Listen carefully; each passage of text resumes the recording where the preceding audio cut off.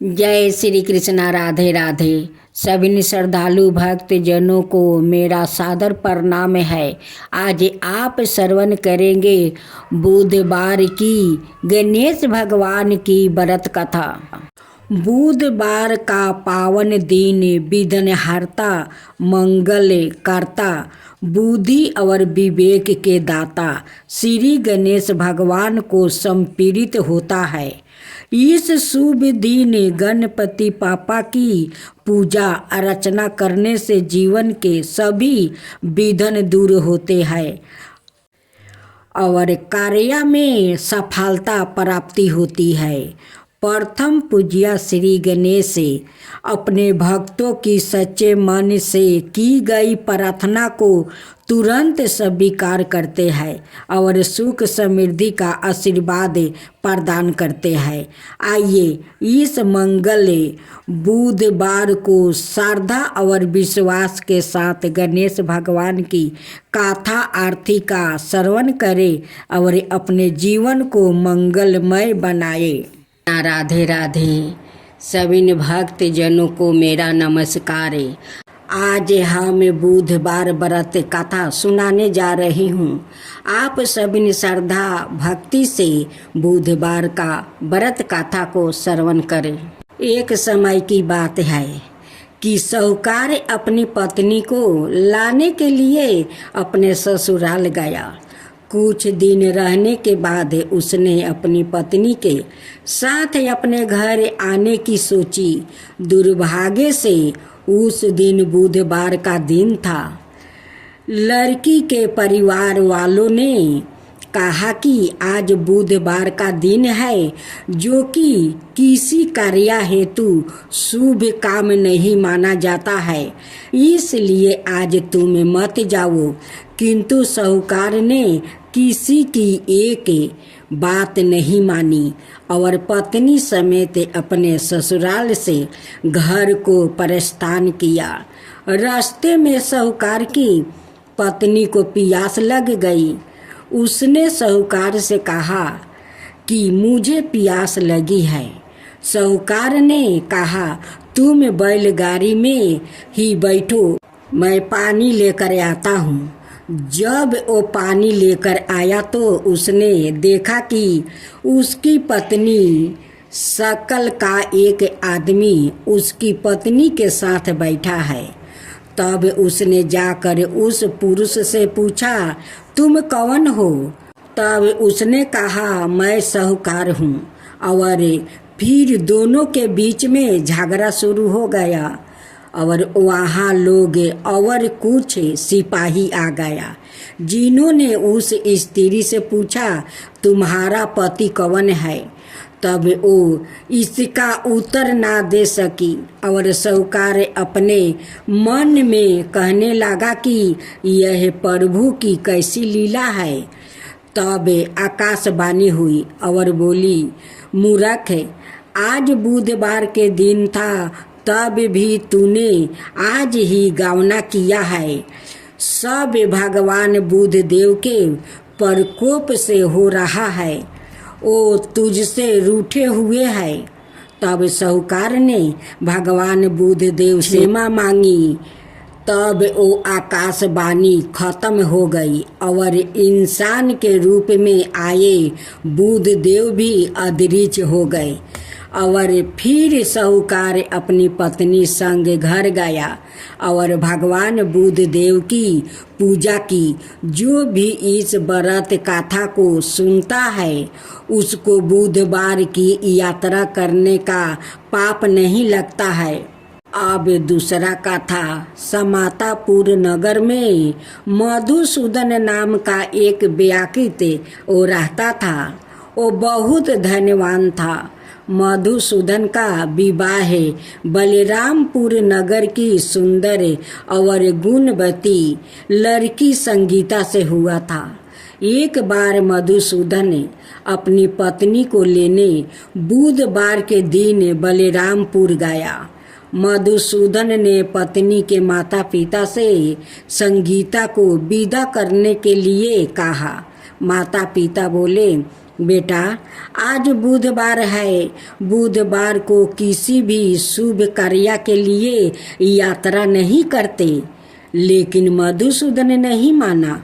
उसने ऐसी शुभ अशुभ की बातों को नहीं मानने की बात कही। बहुत आग्रह करने पर संगीता के माता पिता ने बेबस होकर दोनों को विदा कर दिया। दोनों ने बैलगाड़ी से यात्रा आरंभ किया।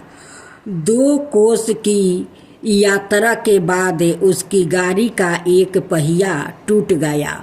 वहाँ से दोनों ने पैदल ही यात्रा शुरू की। रास्ते में संगीता को प्यास लगी। मधुसूदन उसे एक पेड़ के नीचे बैठाकर जल लेने चला गया।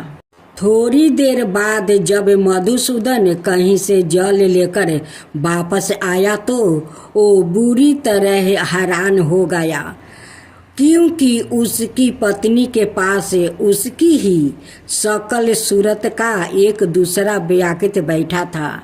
संगीता भी मधुसूदन को देखकर हैरान रह गई। वो दोनों में कोई अंतर नहीं कर पाई।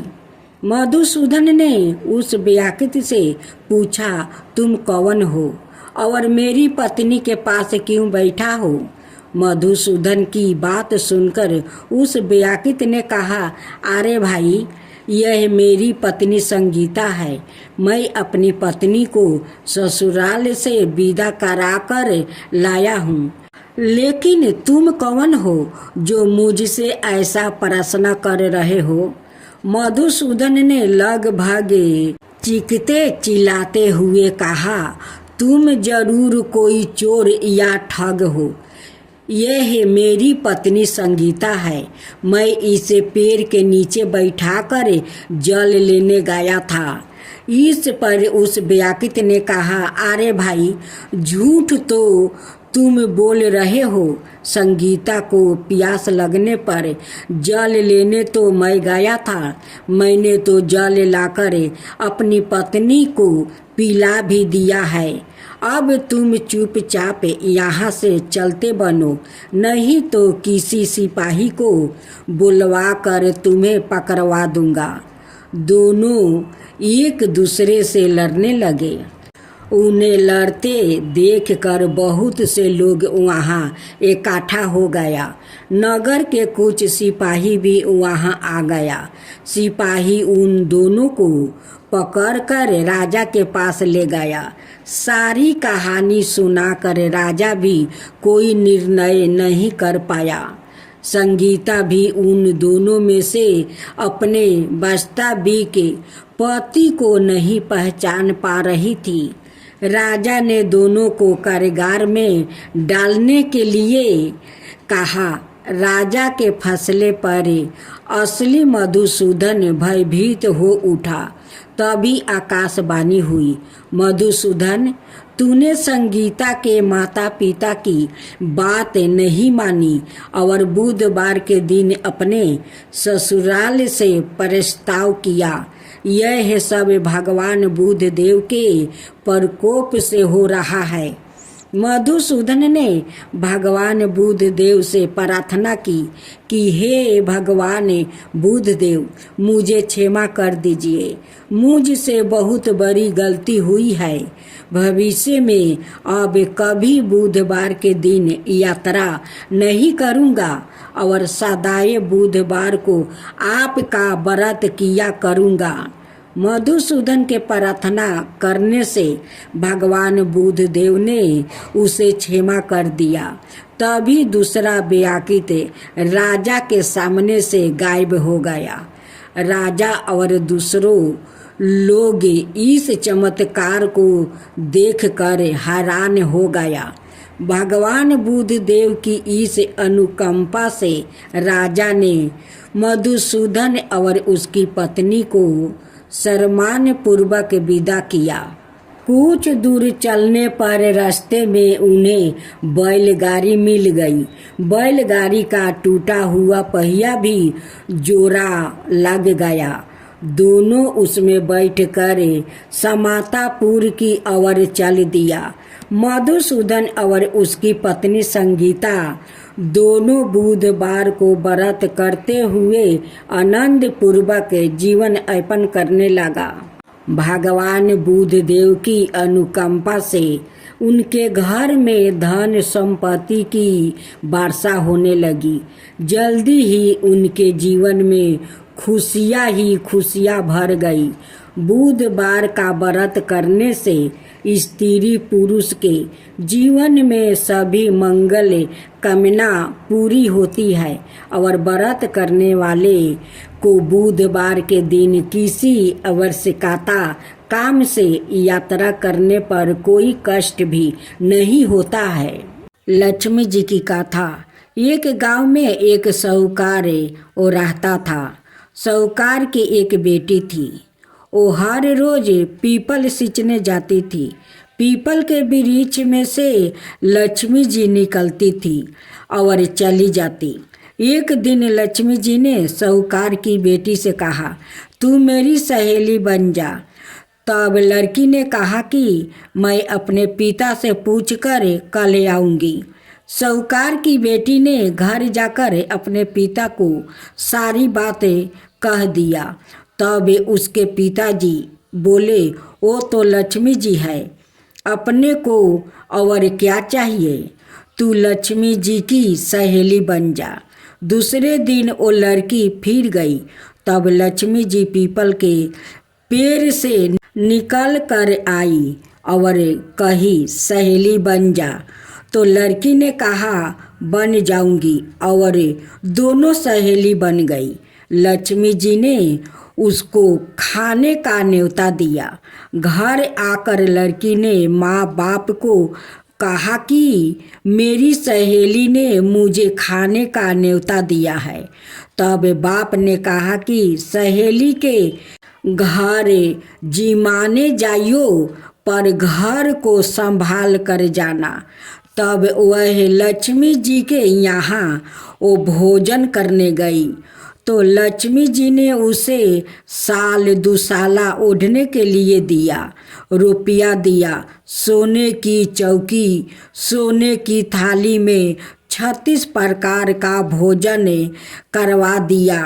भोजन कर जब वो जाने लगी तो लक्ष्मी जी ने वो पल्लू पकड़ लिया और कहा कि मैं भी तेरे घर भोजन करूँगी। तो उसने कहा, आ जाइयो। वो घर जाकर चुपचाप बैठ गई। तब बाप ने पूछा कि बेटी, सहेली के यहाँ जिमा कर आ गई और तू उदास क्यों बैठी है? तो उसने कहा कि पिताजी, मेरे को लक्ष्मी जी ने इतना दिया, अनेक प्रकार के भोजन करवाई, परंतु मैं कैसे जिमाऊंगी? अपने घर में तो कुछ भी नहीं है। तब उसके पिता ने कहा कि गोबर मिट्टी से चौका लगाकर घर की सफाई कर ले। 4 मुख वाली दीप जलाकर लक्ष्मी जी का नाम लेकर रसोई में बैठ जाना।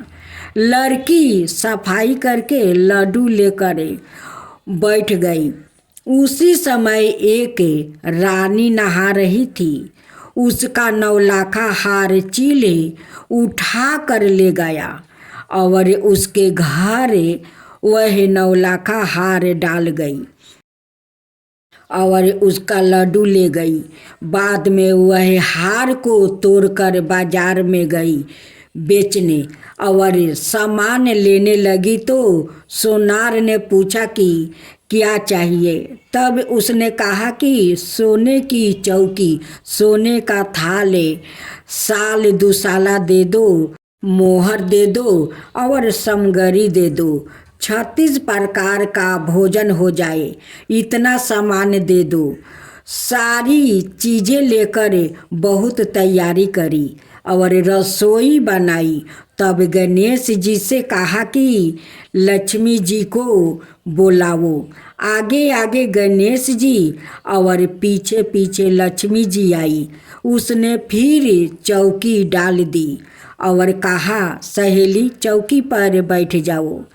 जब लक्ष्मी ने कहा, सहेली चौकी पर तो राजा रानी के भी नहीं बैठती, किसी के भी नहीं बैठती, तो उसने कहा कि मेरे यहाँ तो बैठना पड़ेगा। फिर लक्ष्मी जी चौकी पर बैठ गई। तब उसने बहुत खातिर की, जैसे लक्ष्मी ने करी थी वैसा ही उसने करी। लक्ष्मी जी उस पर खुश हो गई।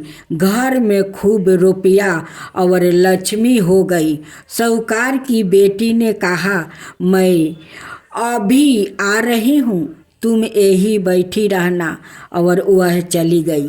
लक्ष्मी जी गई नहीं और चौकी पर बैठी रही। उसको बहुत दौलत दी। हे लक्ष्मी जी, जैसे तुमने साहूकार की बेटी को दिया वैसा ही सबको देना। कहते सुनते हुंकार भरते अपने सारे परिवार को दियो। पीहर में देना, ससुराल में देना, बेटे पोतों को देना।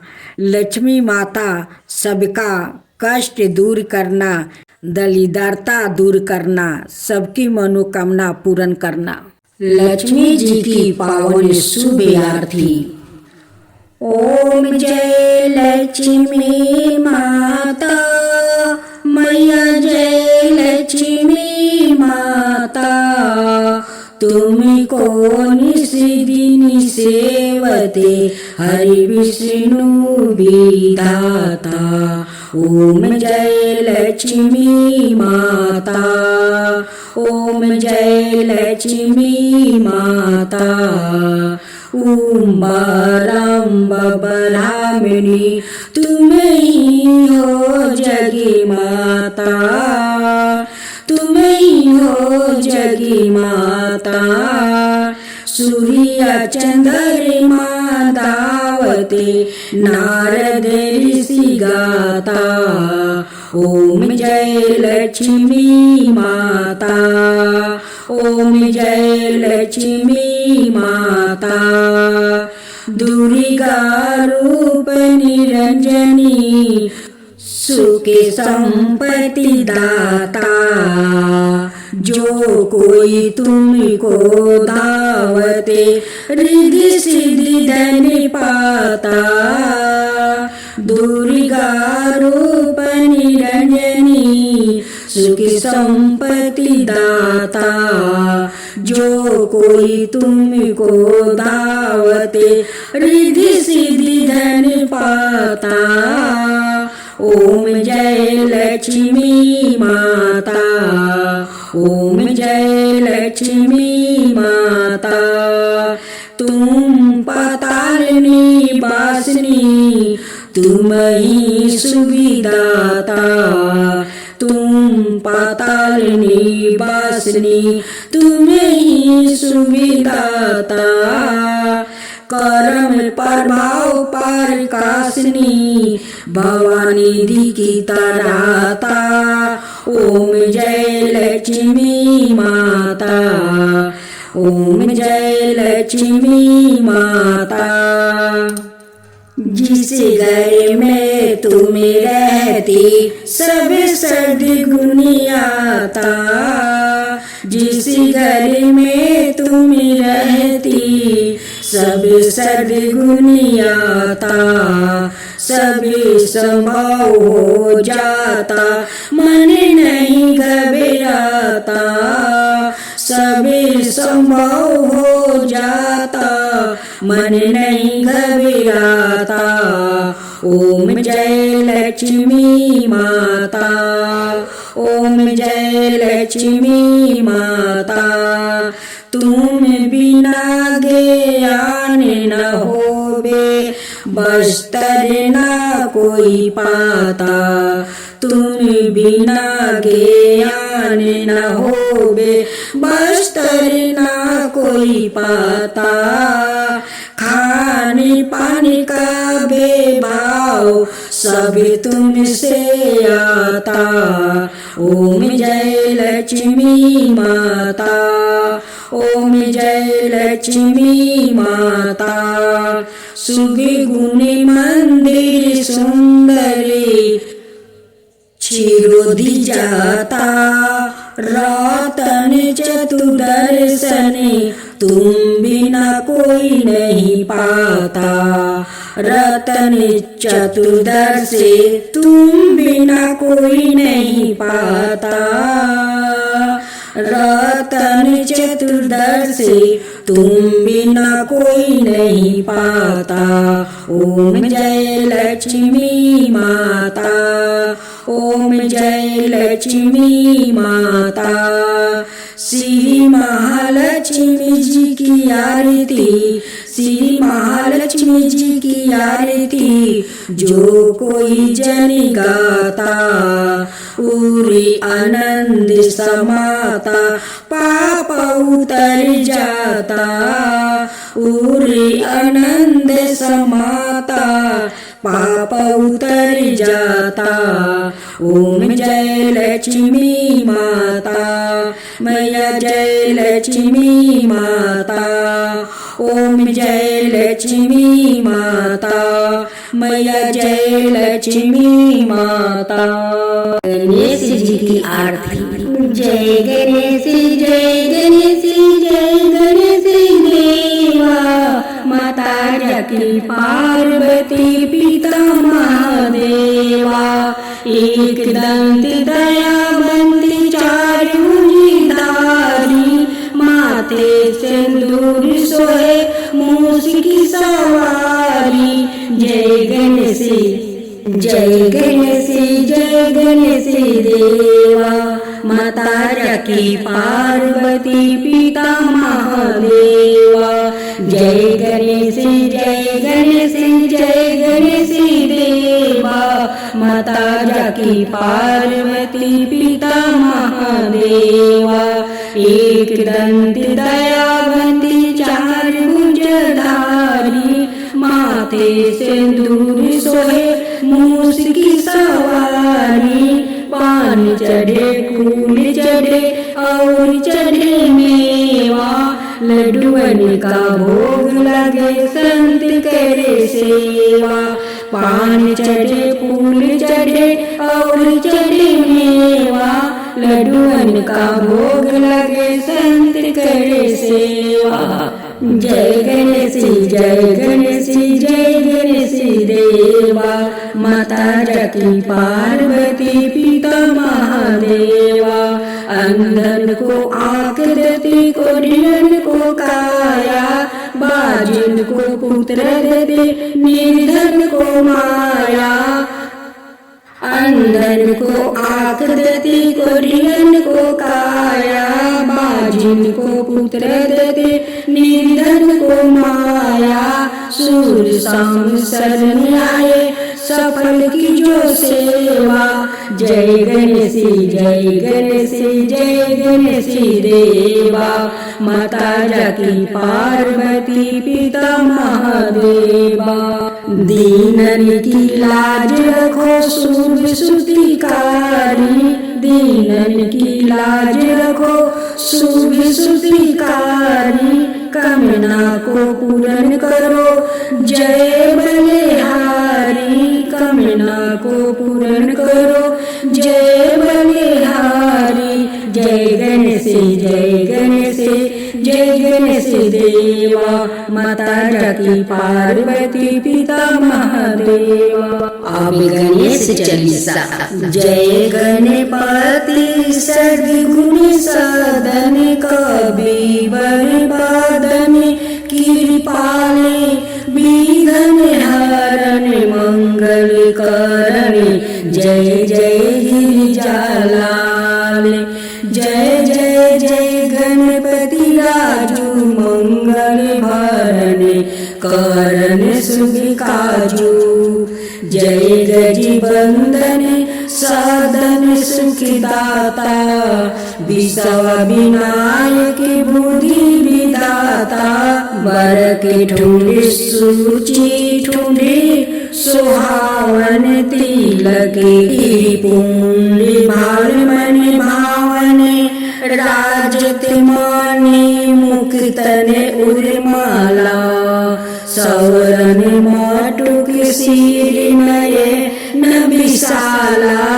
मस्तक माने ठाकुर त्रिशूले, मोदक भोग सुगंधित फूले, सुंदर पीतांबर तन साजता, चरण पटुका मुनि मन राजती, धनी शिव सुवन संदन भरता, गौरी लालन विश्व विधाता, रिधि सिद्धि तव चाव डोलावे, मूसक वाहन सोहति तारे, कहो जन्म सुविगाथा तुम्हारी, अति सुचि पावन मंगलकारी, एक समय गिरिराज कुमारी, पुत्र हेतु तप